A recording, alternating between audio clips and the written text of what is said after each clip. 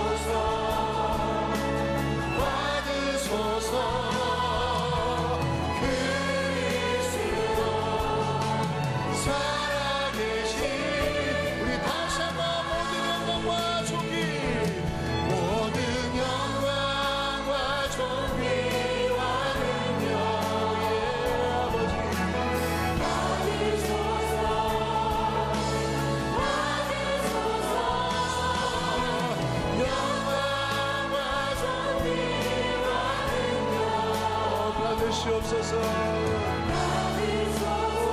주님만 받으시옵소서. 그리스도 살아계신 하나님, 다같이 나는 찬양하리라. 나는 찬양하리라. 주님 그 이름 찬양.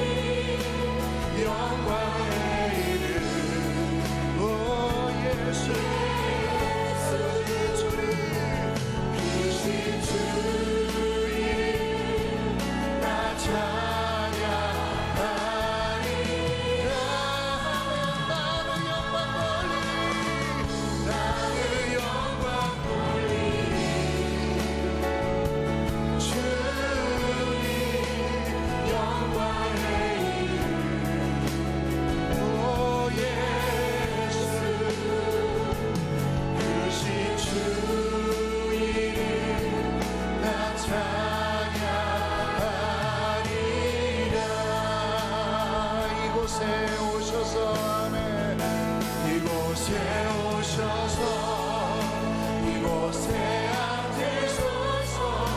이곳에서 드리는 예배를 받으소서. 주님의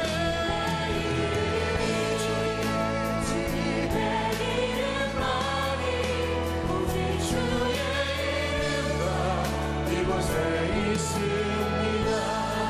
하늘의 문을 여소서. 하늘의 문을 여소서. 이곳을 주목하소서. 주를 향한 노래가 꺼지지 않으니. 오 주님 하나님 이곳에 임재하여 주시옵소서. 주님 이곳에 임재하소서. 주님을 기다립니다. 기도의 향기가 하늘에 닿는 주여 임재하여 주시옵소서. 주님 주소서. 아멘. 이곳에 오셔서 이곳에 앉으소서. 이곳에서 할렐루야 주님 받으소서.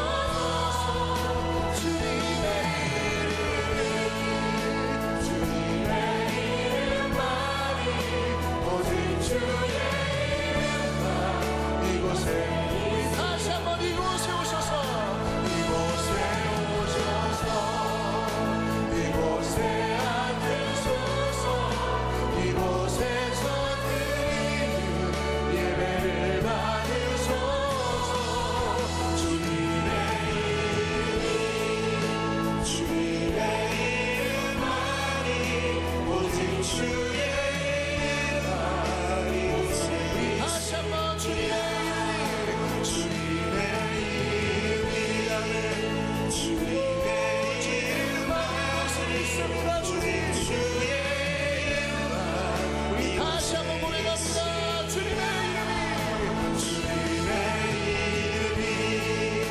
주님의 이름만이 오직 주의 이름만 이곳에 있으니. 할렐루야. 오늘도 우리와 함께 하시는 주님께 영광과 박수를 올리겠습니다. 주님 찬양을 받으시옵소서. 주님만 이곳에 있습니다. 주님 사도신경으로 신앙 고백하겠습니다. 전능하사 천지를 만드신 하나님 아버지를 내가 믿사오며 그 외아들 우리 주 예수 그리스도를 믿사오니 이는 성령으로 잉태하사 동정녀 마리아에게 나시고 본디오 빌라도에게 고난을 받으사 십자가에 못 박혀 죽으시고 장사한 지 사흘 만에 죽은 자 가운데서 다시 살아나시며 하늘에 오르사 전능하신 하나님 우편에 앉아 계시다가 저리로서 산자와 죽은 자를 심판하러 오시리라. 성령을 믿사오며 거룩한 공회와 성도가 서로 교통하는 것과 죄를 사하여 주시는 것과 몸이 다시 사는 것과 영원히 사는 것을 믿사옵나이다. 아멘. 출애굽기 20장 13절 말씀입니다. 구약성경 112면에 있습니다. 자, 우리 다 같이 한 목소리로 봉독하겠습니다. 살인하지 말라. 아멘.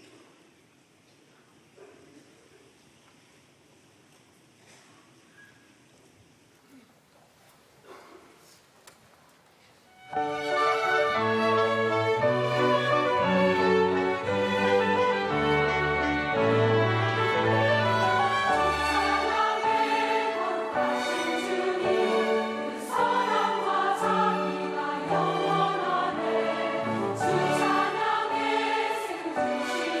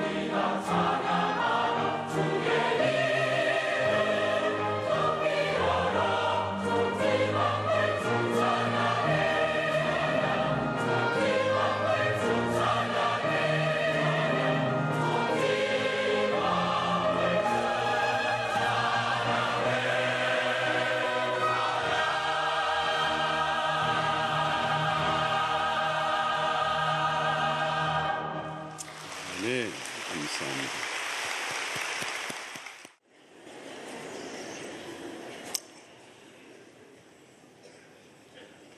말이라도 반갑잖아요, 여러분. 자, 오늘은 신명기 16번째입니다. 16번째 6계명의 첫 번 설교입니다. 살인하지 말라. 자, 오늘 우리는 이 시대에 참 이 계명이 참 필요한 시대입니다. 6계명 살인하지 말라.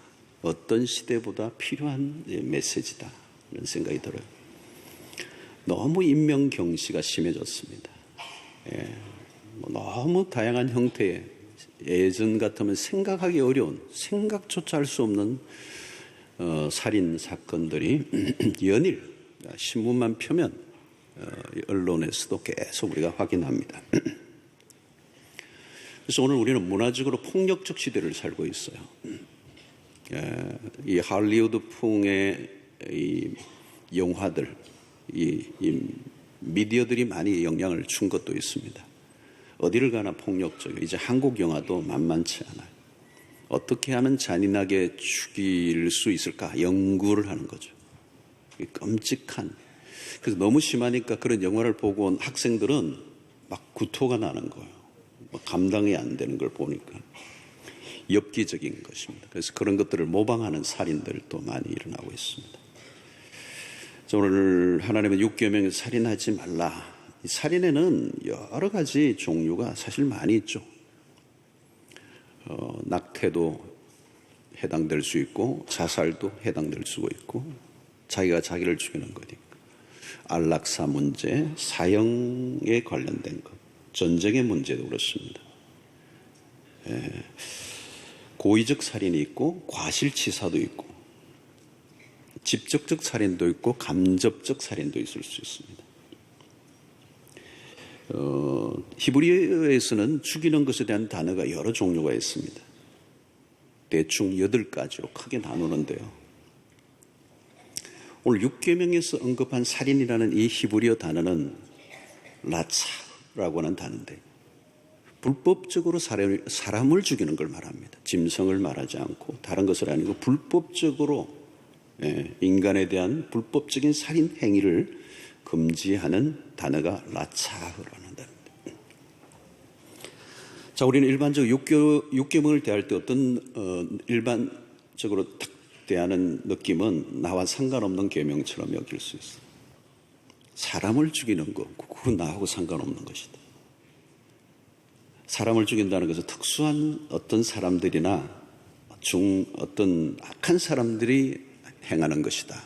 6계명을 넘겨버릴 수 있습니다. 그러나 우리가 율법을 대하는 태도는 외적인 어떤 직접적 살인 행위도 있지만 율법의 근본적 정신을 이해하는 것입니다. 율법의 정신, 그 율법을 주셨을 때 하나님의 본래 의도하신 게 뭔가 이걸 찾아내야 되죠. 자, 이 구약의 율법을 신약 시대에 해석하면 완전히 또 달라집니다. 그리고 예수님이 이 율법을 어떻게 재해석하셨는가, 우리가 복음서를 보면 계속 그걸 확인할 수 있습니다. 재해석을 하셨어요. 그러므로 살인하지 말라는 이 계명은 상당히 광범위하게 들어갈 수 있습니다. 우리 모두에게 해당될 수 있는 계명이 되는 거죠. 6계명부터 보면 7계명, 8계명, 9계명 다 보면 10계명을 보면 간단하게 써놓았습니다. 우리가 외우기 좋도록. 선명하고 간결해요. 살인하지 말라, 간음하지 말라, 도둑질하지 말라. 이게 복잡하지 않죠. 이브리어로는 2단어로 딱 돼 있어요. 2단어예요. 사실 영어로도 don't kill, 간단하죠. 자, 왜 살인하지 말라고 하셨을까요? 첫 번째 우리가 생각할 것은 사람의 생명은 고귀하기 때문에 그렇습니다. 고귀한 생명이라는 거죠. 그래서 그 생명을 하나님이 보호하시려는 뜻이 이 6계명에 있습니다. 인간의 생명은 신성하다는 것, 신성하다. 아이든 어른이든 남자든 여자든 잘난 사람이든 못난 사람이든 인간의 모든 인간이라면 모두 소중한 존재라. 여러분 그냥 태어나지 않습니다. 소중하지 않는 존재가 없습니다. 얼마 전에도 이제 좀 시간이 흘렀습니다만은 군대 간 데서 아들을 잃어버린 그 부모의 그 마음을 편지로 쓴 걸 보니까 너무 아프더라고요. 아주 그 고참회에서 아주 악하게 고문을 하고 수치를 당하게 하고 그래서 그냥 견디다 못해 마침내 죽어가는 거기 묻힐 뻔했는데 다른 목격자가 진실 고백함으로 세상 속에 드러나서 우리가 다 보았어요. 그 부모의 마음이 찢어지는 거죠. 누군가 함부로 대했던 그 사람, 그러나 누군가에게는 너무도 귀한 자식이라는 것. 한 생명은 귀중하다는 것. 귀중하지 않는 생명이 없다는 것이 성경의 태도입니다. 인간의 생명이 왜 신성합니까? 그것이 하나님으로부터 생명이 왔기 때문에 그렇습니다. 생명은 하나님의 선물입니다. 생명의 존엄함, 그것은 하나님의 손 안에서 주어졌기 때문에 생명은 스스로 창조되지 않았습니다. 생명의 탄생은 하나님의 손길에 의해서 일어난다. 사실 여러분, 한 생명이 태어난다는 건 그건 기적입니다. 지금도 우리 교회에 많은 분들이 아이를 낳고 싶은데 임신이 안 되는 거예요. 요즘 참 많아요. 저의 기도 제목 가운데 늘 들어가 있어요. 하나님, 생명을 잉태케 해주십시오. 너무너무 갈망하는데 그 생명이 잉태가 안 돼요. 낳고 기르는 사람은 다 그냥 자연스러운 것인 줄 아는데 아니라는 거야. 아니라는 거야. 생명은 신비롭고 오묘한 역사를 통하여 잉태되고 태어나고 자라가는 것입니다. 우리는 아이들을 볼 때마다 생명의 경외의 심을 느낍니다. 거기는 하나님의 섬세하신 손길이 있는 거죠. 그래서 그 안에 우주보다 더 크고 엄청난 신비가 담겨 있습니다. 성경 안에서 인간에 대한 가치는 얼마나 큰지 몰라요. 그래서 성경은 이렇게 얘기합니다. 한 영혼이 천하보다 귀하다. 이게 성경의 관점입니다. 여러분, 사람을 함부로 죽이는 이유는 잘못된 관을 갖고 있기 때문에, 잘못된 관점을 가지고 있기 때문에 그렇습니다. 독일의 히틀러 같은 사람이 유대인들을 수백만 죽였던 그 이유는, 그렇게 그냥 잔인하게 살육할 수 있었던 이유는 뭐예요? 반유대주의적 감정이 어린 시절에 만들어져 있었던 거죠. 유대인만 보면 막 증오십니다. 칼 막스의 공산주의 이론의 핵심이 뭡니까? 유물론입니다. 유물론의 관점에서 보면 인간은 하나의 물건에 불과한 거예요. 생산의 수단의 도구란 말이에요. 얼마든지 죽일 수 있는 것입니다. 진화론 역시 마찬가지입니다. 오늘 세상 속에 깊이 드리워져 있는 이 진화론, 그 역시 인간은 우연히 태어난 존재예요. 원숭이과의 인간이 진화된 존재라는 거죠. 여러분, 우연히 태어난 존재에게서 가치를 찾아낼 수가 있을까요? 인간은 동물이나 기계, 생산의 도구로 취급하는 세계관에서는 사람을 죽이는 일을 별로 어렵지 않게 생각합니다. 인도 같은 곳에는 남편의 시선을 화장하는 장작 위에 아내를 같이 올려놓고 태워 죽이는 문화가 있어요. 이것도 종교의 잘못된 관점에서 나온 것입니다. 세계관이 참 중요합니다. 잘못된 세계관을 가지고 있으면 사람을 아무렇게나 대할 수 있는 것입니다. 적자 생존의 세계관을 가지고 있으면 얼마든지 사람을 죽일 수 있죠. 많이 죽일수록 자신의 파이가 커져가기 때문에 다 경쟁자로 보는 것입니다. 자, 여러분, 인간에 대한 어떤 관점을 가지고 있느냐가 참 중요합니다. 우리가 어디에서 어떤 영향을 받아 세계관이 생겨졌느냐, 그 세계관에 따라서 사람을 바라보는 관점이 달라지고 그 관점에 따라 사람을 죽일 수도 있고 살릴 수도 있는 것입니다. 돈을 최고의 가치를 두고 살아가는 사람이라면 돈으로 사람의 생명을 따지고 돈으로 사람을 죽이고 살리는 것입니다.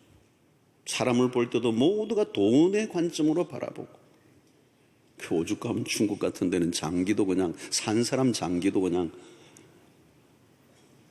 팔고 사고 한다는 거예요.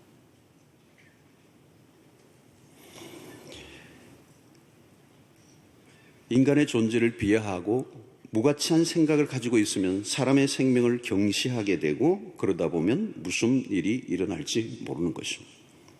사람을 죽이는 살인마라고 해서 얼굴이 다르게 생긴 게 아니라 머리에 뿔이 달렸거나 혹은 눈이 특별히 무섭게 생긴 거다. 저는 무기수들이 갇혀있는 교도소에 여러 번 정기적으로 간 적이 있습니다. 똑같아요. 사람을 여러 명 죽였는데 보니까 똑같아요. 근데 어떻게 보면 눈이 좀 무섭긴 해요. 선입견이겠죠. 근데 그들이 죽일 수 있었던 건 뭐예요, 여러분? 사람을. 여러 가지 사안이 있겠지만 그 안에 세계관이 어떤 형편, 어떤 환경 속에서 잘못 잡혀져 있는 것입니다. 중요한 것은 그 사람 안에 있는 세계관이 문제입니다. 세계관이 어디에서 형성하느냐가 중요합니다. 우리는 성경적 세계관을 가지고 있어야 되는 거죠. 하나님이 인간을 어떻게 보시느냐가 중요하다는 거죠. 성경에서 말하는 인간의 존재를 이해해야 된다는 거죠. 예수님은 형제에게 욕하는 것까지도 살인의 계명과 연결시키고 있습니다. 이 부분은 우리가 다음에 또 더 깊이 생각해 보겠습니다만은 형제에게 라가라고 욕하는 것까지도 살인. 여러분, 욕하는 게 그냥 욕이 아니라는 말이죠. 인간의 존엄성을 훼손하는 일은 생명을 귀중히 여기지 않기 때문이고 그런 태도는 실제로 살인으로 연결될 수 있다는 것이죠. 인간이 자기 마음대로 생명을 다루어서는 안 된다는 것입니다. 자신의 생명이든 남의 생명이든 엄격히 말하면 그것은 하나님의 것이기 때문에 생명이 어디로부터 왔는가에 따라 전혀 다른 관점을 가지게 됩니다. 생명은 하나님으로부터 온 것입니다. 하나님으로부터 왔기 때문에 값으로 따질 수 없을 만큼 그것은 귀중하고 신성하다는 것입니다. 생명을 대할 때 우리는 사람이 좌지우지할 수 없습니다. 죽고 사는 것은 하나님의 주권하에 달려 있습니다. 우리의 몸이라고 우리 마음대로 할 수가 없어요. 내 자녀라고 내 마음대로 다룰 수가 없습니다. 하나님의 것이기 때문에. 여러분, 그러므로 사람을 죽이는 것은 하나님의 존재를 부인할 때 가능한 것입니다. 인간이 마음대로 생명을 다룬다면 그것은 하나님에 대한 반역이고 저항이고 불순종입니다. 모든 생명은 하나님으로부터 왔다면 우리는 어떤 생명도 소중히 여겨야 하는 것입니다. 무엇보다도 인간이 존귀한 또 다른 이유가 있어. 그것은 뭐냐면 하나님의 형상대로 지음을 받은 존재이기 때문에 그렇습니다. 단순히 이것은 인권 운동가들이 주장하는 인권 존중을 훨씬 더 넘어서는 것입니다. 모든 피조물 가운데 오직 인간만 하나님의 형상대로 지음을 받았어요. 여러분, 우리 안에는 하나님의 형상이 있어요. 이 하나님의 형상대로 지음받았다는 것은 놀라운 것입니다. 하나님과 같은 속성을 갖고 있다는 것입니다. 여러분, 인간에게만 영혼이 있습니다. 어떤 분은 목사님, 우리 반려견도 있는 것 같아요. 그런 사람이. 요즘 하도 반려견이라고 그래야 돼요, 요즘은? 나 전에는 그냥 다른 단어를 쓴 것 같은데. 얘 천국 갈 수 있나요? 그러면서 안수기도 해달라고 그러고. 가족이죠, 가족. 예, 아플 때 목사님들이 안수기도부터 하는 게 제일, 그래서 특세도 데리고 오시고, 하여튼 하시면 좋을 것 같아요. 여러분, 인간에게만 영혼이 있어요. 인간이 생각하고 우리 안에 마음을 가지고 있다는 게 하나님의 형상을 가지고 있는 것이죠. 그런데 이 형상이 죄로 인하여 깨어져 버렸어. 깨어지기 전에는 하나님과 자유로운 교제가 가능했습니다. 에덴 동산에서 하나님과 마음껏 교제하고 대화할 수 있었던, 이게 하나님의 형상으로 지음받았기 때문에 그렇습니다. 하나님의 영광이 우리의 삶을 통하여 드러나도록 하신 것이죠. 세상을 다스릴 수 있는 권세를 이 인간에게 주신 것은 하나님의 형상을 갖고 있었기 때문에, 그런데 이 형상이 죄로 인하여 깨어져 버린 것입니다. 온전한 기능을 하지 못하고 고장이 나버렸습니다. 그러나 죄로 인하여 하나님의 형상이 깨어졌지만, 상당히 깨어지긴 했지만 여전히 인간 안에는 희미하지만 하나님의 형상이 존재하고 있습니다. 예수 그리스도가 이 땅에 오신 이유는 뭘까요? 그 깨어진 형상을 회복하기 위해서. 그런 관점에서 인간은 매우 존귀한 존재라는 것입니다. 어떤 경우에도 하나님의 형상을 입은 인간의 생명을 함부로 다룰 수 없는 이유는 그 안에 하나님의 형상이 새겨져 있기 때문입니다. 그러므로 그 사람에 대한 살인의 행위는 하나님에 대한 반역이 될 수 있는 것입니다. 다윗이 살인죄를 지었습니다. 그에 대한 하나님의 심판의 얘기가 나와요. 사무엘하 12장 9절로 12절입니다. 그런데 어찌하여 내가 하나님의 말씀을 업신여기고 나보기에 악을 행하였느냐? 내가 칼로 햇사람 우리아를 치되 암몬 자손의 칼로 죽이고 그의 아내를 빼앗아 내 아내로 삼았도다. 이제 내가 나를 업신여기고 햇사람 우리아의 아내를 빼앗아 내 아내로 삼았은즉 칼이 내 집에서 영원토록 떠나지 아니하리라 하셨고, 여호와께서도 이와 같이 이르시기를 보라, 내가 너와 내 집에 재앙을 일으키고 내가 내 눈앞에서 내 아내를 빼앗아 내 이웃들에게 주리니 그 사람들이 내 아내들과 더불어 백주에 동침하리라. 다윗은 바세바와의 동침을 숨기기 위해 그의 남편이고 자신의 충신이었던 우리아를 전쟁터에 내보내며 죽이는 살인 교사 행위를 했어요. 결국 여기에 대한 하나님의 심판이 지금 오늘 여기에서 말씀하고 있어요. 그래서 너가 나를 업신여긴 거고, 그리고 사람을 죽인 그 대가로 너의 집에 칼이 영원히 떠나지 않을 것이다. 마침내 그 이후에 이 예언이 이루어지면서 다윗과의 피비린내 나는 역사들이 일어나죠. 여러분, 다른 사람의 생명을 함부로 취급했던 죄에 대해서 하나님이 물으시는 거잖아요. 심판을 내리신 이유는 생명을 사랑하시고 그 생명을 보호하시고 그래서 세상을 지켜가시고자 하시는 하나님의 뚜렷한 의도를 담고 있는 것입니다. 그 다음에 우리가 생각할 것은 생명을 이 살인하지 말라는 이 말씀은 그 말씀의 적극적인 의미를 살펴보아야 됩니다. 그것은 십계명 전체에게 주시는 우리의 메시지인 것처럼 사람을 사랑하라는 것입니다. 죽이지 않았다는 것으로 끝나는 게 아니에요. 사랑해야 된다는 거예요. 사랑하는 곳에 살인이 어찌 자리를 잡을 수가 있겠습니까? 오늘날 우리 시대를 사랑이 사라졌다고 말합니다. 사랑이 너무 식어져 버렸다고 그래요. 여러분, 오늘 살인이 일어나는 이런 비극적 사건이 일어나는 그 내면의 깊은 곳에는 뭐예요? 사랑이 사라져 버렸다는 거예요. 사랑이 식은 곳에는 그것으로 끝나는 게 아니에요. 죽이는 역사가 시작되는 거예요. 사랑이 자리를 비낀 그 자리에 뭐가 와요? 살육극이 시작이 된다는 거예요. 미움과 정오와 분노들이 들끓으며 죽이고 죽이는 역사가 시작이 된다는 거예요. 그러면 오늘 살인하지 말라는 이 메시지 속에는 뭐예요? 적극적으로 사랑하지 않으면 우리는 정오와 살인으로 이어질 수 있음을 말씀하는 사랑하라고 하는 메시지예요. 솔로몬의 지혜로운 재판 이야기 속에 두 여인이 서로 자기 아이라고 주장하는 사건이 일어납니다. 솔로몬 왕은 그 아이를 가져오게 하고 두 여인이 서로 자기 아이라고 막 팽팽한 그 주장 속에 있을 때 칼을 가져오게 하고 그 아이를 반을 나누어서 하나씩 가져라고 판정을 내립니다. 그때 진짜 엄마가 어떻게 행동하죠? 아니라고, 그 아이 내 아이 아니라고, 죽이지 말라고. 근데 한 여인은 나누라고, 나누어 가지자고.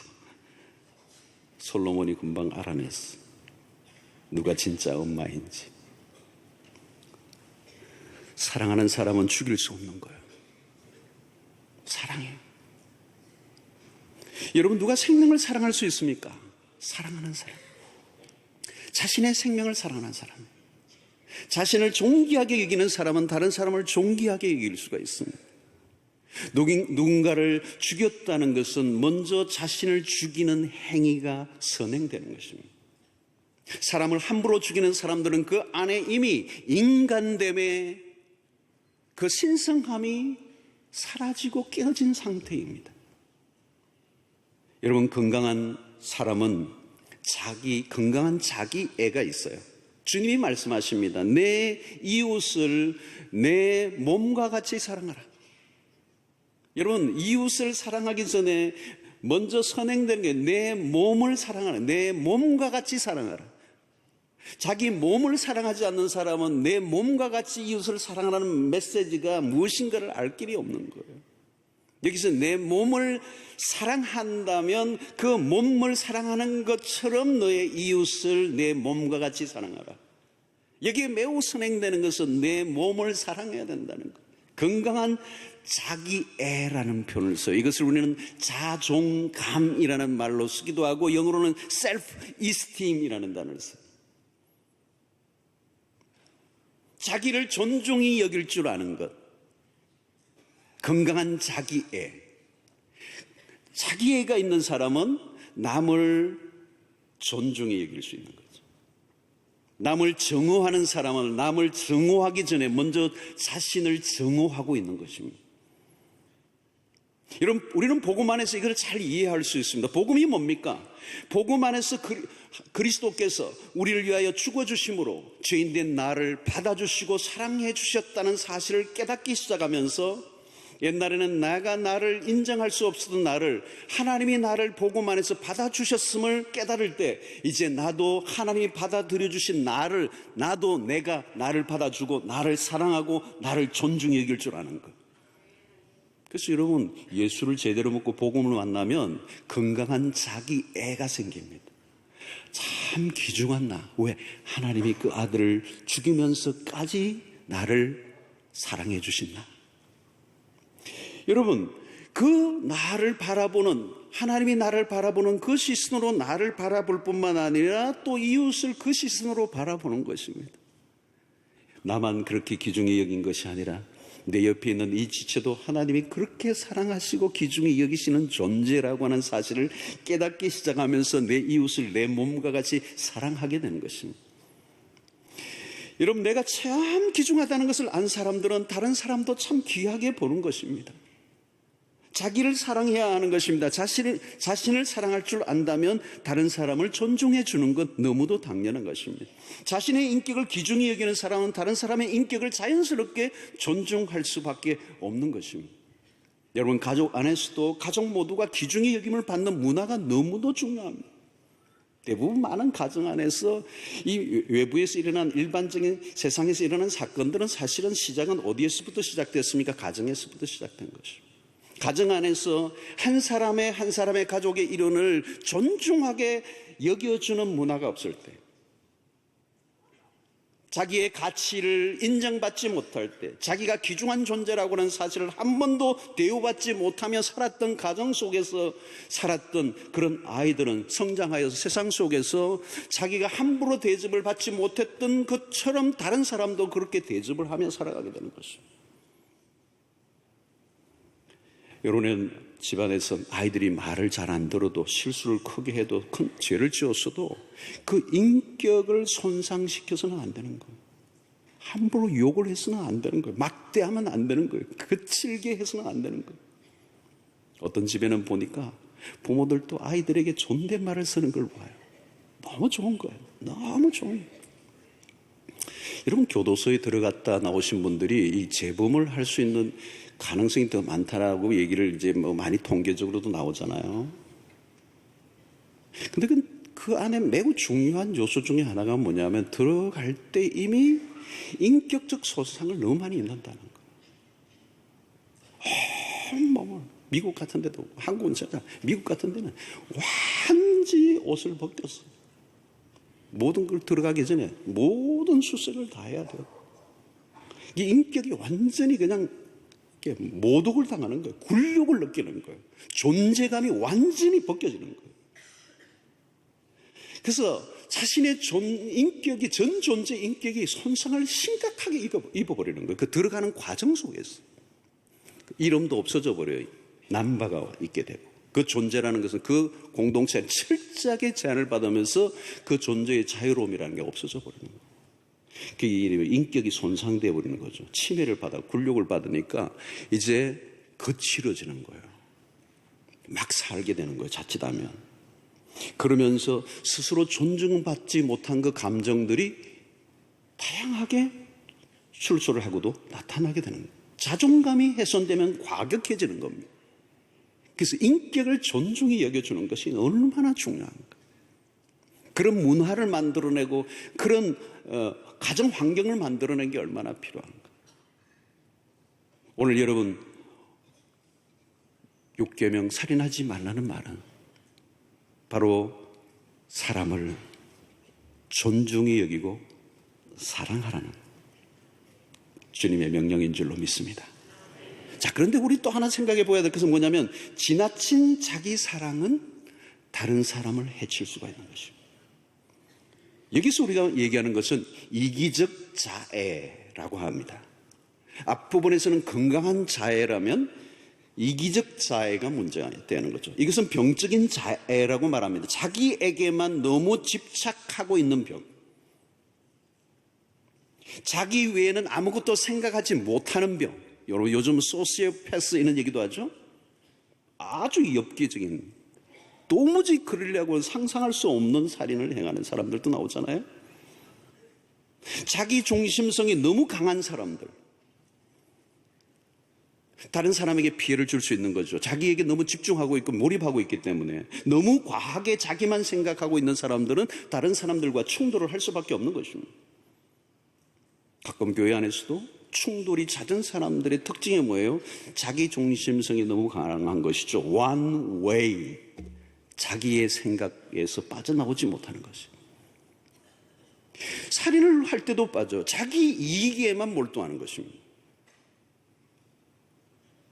나만을 생각하는 세상은 그만큼 위험한 것입니다. 요즘 가족 간의 살인도 종종 일어나는 게 뭘까요? 여러분, 핵가족, 핵개인화가 되어져 가는 현상인 것입니다.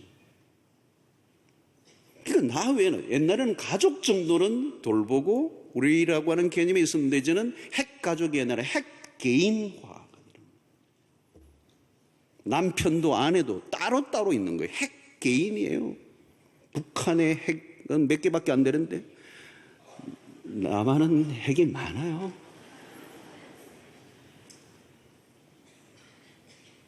여러분, 분노라고 하는 것도 뭐예요? 분노라는 감정을 그냥 생각하면 안 돼요. 분노라는 감정이 잦은, 분노를 자주 하는 사람은 자기 중심성이 강한 것입니다.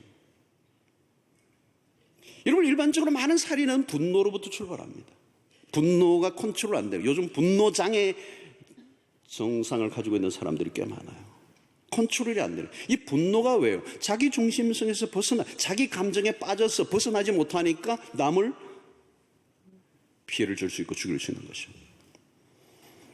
여러분, 건강한 사람은 어떤 사람입니까? 내가 중요한 만큼 다른 사람도 중요한 것. 내가 존귀한 만큼 다른 사람도 똑같이 존중하다라고 하는 균형 감각이 있을 때 그것을 우리는 건강하다고 얘기하는 것입니다. 여러분, 우울증과 같은 정신질환도 오늘 또래 많이 일어나는데 이게 뭐예요? 자기에게 빠져있는 하나의 증상이에요. 그래서 위험한 겁니다. 그 우울증으로 자살을 하기도 하고 아이를 죽이기도 하고, 이게 뭐예요? 자기의 세계에서 벗어나지 못하고 빠져있는 거예요. 요즘 중독증에 빠진 사람들이 많습니다. 중독자들도 뭐예요? 결국은 자기 중심적입니다. 주변에 무슨 일이 일어나는지 모르는 거예요. 애기 엄마도 게임에 빠져가지고 그 더위에 여름에 차 안에 있는 걸 모르는 거예요. 그래서 게임에 중독된 아이들이 우발적 사고를 일으킵니다. 그래서 아이들 보세요. 게임할 때 부모들이 건드리면요, 막 욕을 해버려요. 화를 내고. 그 빠져 있는 거죠. 다른 사람에 대한 배려가 전혀 없어요. 중독과 살인은 굉장히 연관되어져 있습니다. 어떤 일에 중독되어 있을 때 그 중독 사이는 관계를 깨뜨려 버리고 있는 것입니다. 요즘 여러분, 홀로 있는 사람들이, 지내고 있는 사람들이 점점 많아져 가고 있습니다. 관계가 끊긴 삶이 얼마나 무서운지 몰라요. 일본도 이미 우리 앞에 그쳤습니다. 자녀들이 장성했는데도 집안에서 나오지를 않는 거죠. 굉장히 위험한 삶에 노출되어 있는 것입니다. 내가 살기 위해 다른 사람을 죽이면 결국 어떻게 됩니까? 이런 상상은 결국은 모두가 함께 죽는 길로 가는 거죠. 살인하지 말라는 계명은 다른 사람을 보호하기 위한 것이지만 궁극적으로 나를 포함한 우리 모두를 보호하기 위한 하나님의 명령입니다. 우리 사회가 폭력적으로 지금 변하고 있어요. 각박하고 거칠어집니다. 충동적이고 폭력적입니다. 사용하는 언어도 거칠고 과격해졌습니다. 좁은 공간에서 함께 가다 보니 모두가 경쟁자가 돼요. 어제의 친구가 오늘의 적이 되기도 합니다. 사람을 죽이는 것을 예사롭게 여기는 이 사회는 병든 사회가 될 수 있는 것입니다. 가족 간의 살인이 너무 많아지고 있습니다. 살인하지 말라는 이 말씀은 곧 공동체 관계를 중요하게 여기는 것에서 나온 것입니다. 나의 생명이 귀중한 것처럼 다른 사람의 생명도 귀중하다는 생각을 할 때 세상이 밝아지는 것입니다. 남을 보호하는 것이 곧 나를 보호하는 것입니다. 우리는 말씀에 대한 적극적인 순종을 할 필요가 있습니다. 살인하지 말라는 계명은 단순히 누군가를 죽이지 않는 것으로 끝날 문제가 아닙니다. 자신의 생명을 사랑하는 수준을 넘어 다른 사람의 생명에 대한 깊은 관심으로 확대되어져야 된다는 것. 누구를 안 죽인 것이 문제가 아니라 죽음의 위기에 몰린 사람에 대한 적극적인 사랑과 관심을 베풀어야 한다는 것이 이 6계명 안에 들어있는 계명이에요. 자, 여러분, 우리는 6계명과 전혀 상관없다고 생각하고 결론을 내리기가 어려워요. 누가복음 10장에 보면 놀라운 이야기가 하나 나옵니다. 선한 사마리아인의 비유입니다. 주님은 강도 만난 유대인을 돌보아준 사마리아인의 선행을 칭찬하셔요. 그러면서 이웃 사랑이 무엇인가를 가르쳐 주십니다. 자, 이 사마리아인과 대조를 이루는 한 사람 부류가 나오는데 제사장과 레위인들입니다. 주님은 강도 만난 유대인을 돌봐준 사마리아인의 그 선행을 얘기하면서 의도적으로 제사장과 레위인들의 행위를 지적하고 있어요. 자, 이들은 강도 만난 자를 보고도 그냥 지나갔어요.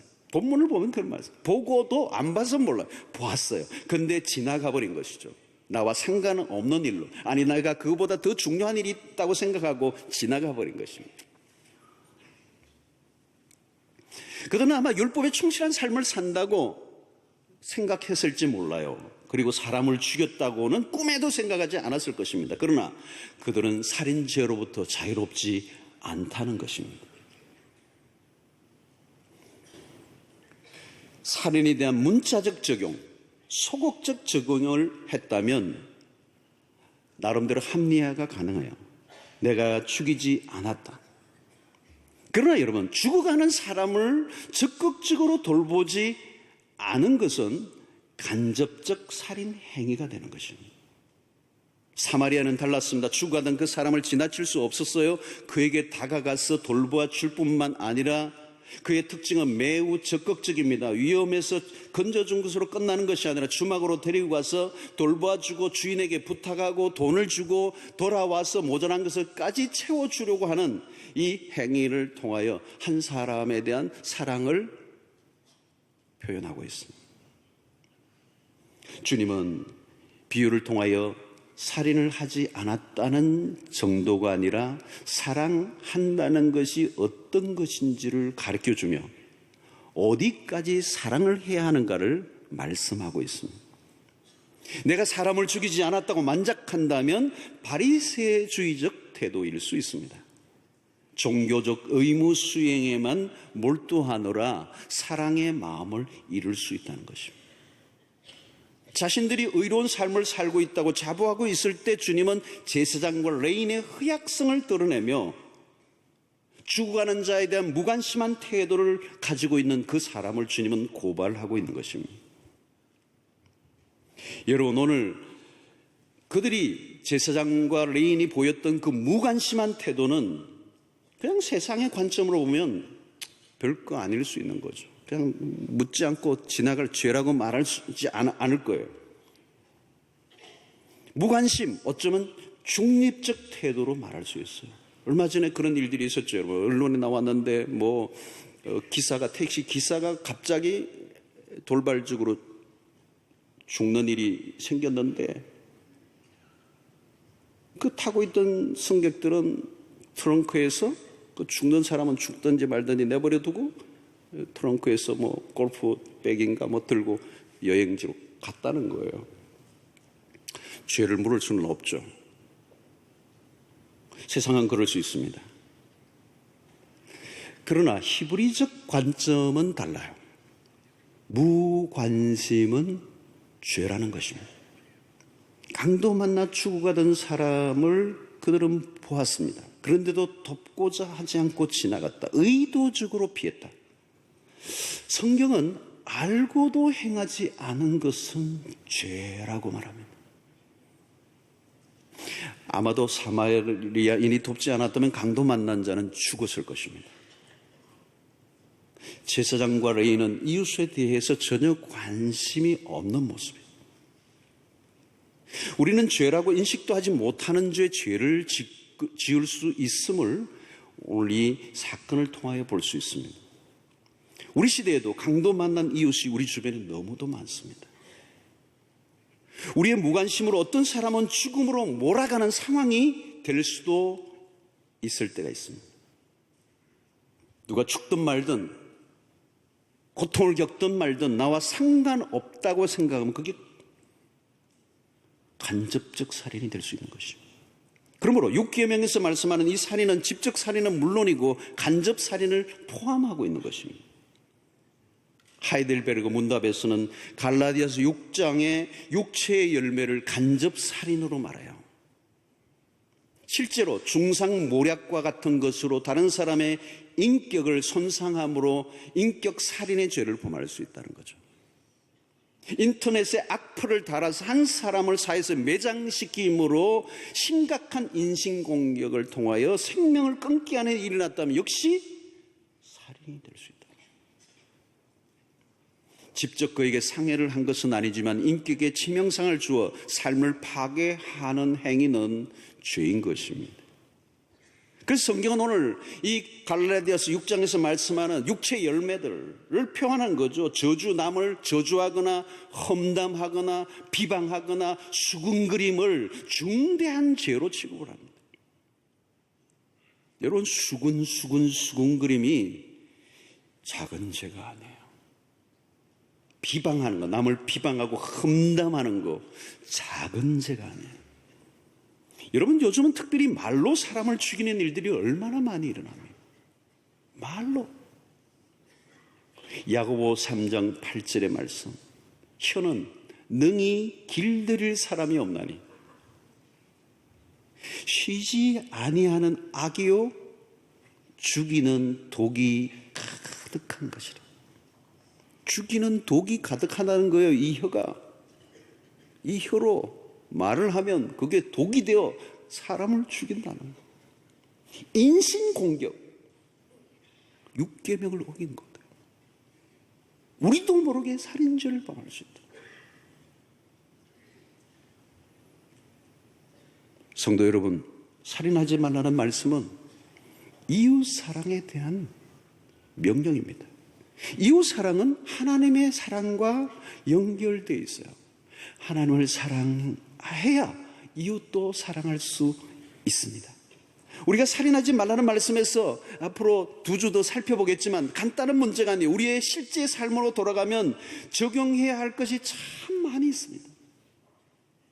어떤 경우에는 금방 답을 얻기 어려운 주제들도 있습니다. 성경은 사람을 미워하는 것까지도 살인이라고 규정을 합니다. 이게 신약의 해석이잖아요.